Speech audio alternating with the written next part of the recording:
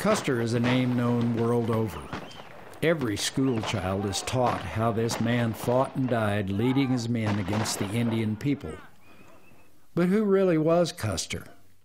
George Armstrong Custer was accepted into West Point, but he did not have the best student reputation.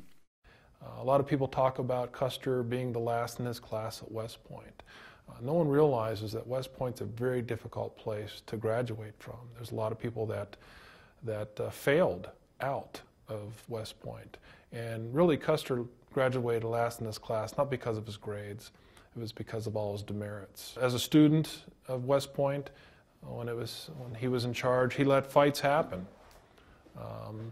So Custer really was a fighter. After graduation from West Point, his love for a fight grew and grew.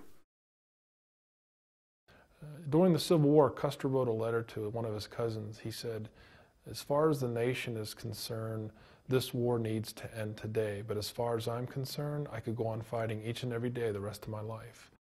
Custer rose through the ranks and became a brevet general. He gained the respect of the men who fought for him. He would always go into battle in front of his men. That's one thing you can never say about Custer. You can't say he sent his men anywhere he wouldn't go. He always led his men into bloody battles. That's one thing you got to hand to him. Custer received orders in early 1876 to seek out roaming Lakota and Cheyenne Indians on the western plains. Lieutenant Colonel George Armstrong Custer was not acting independently. He was not a renegade officer. In fact, he is a well-known officer that got a lot of things done. This is a man who was always headstrong, went into battles, leading his men, and fought his way out. And if he lived through 32 major engagements in the Civil War without a scratch, 11 horses shot out from under him, certainly the Sioux and the Cheyenne were probably no match for him, he probably thought.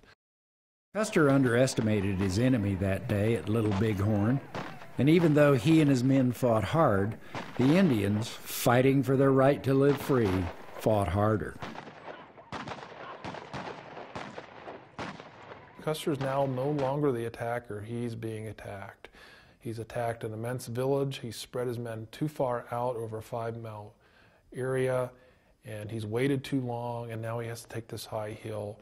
And the Indians shoot their arrows high into the sky, having those arrows come down behind the dead horses. They said they rained thousands of arrows behind the horses. Wooden Lake said their shots quit coming, and we rushed up and killed them all.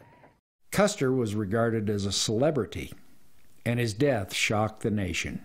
Here's a man who certainly self-promoted himself before radio and TV, had more images taken of himself than Abraham Lincoln. Very well known. Before all of this technology is killed out west here. So there's shock of the nation of how this could happen. How could this happen?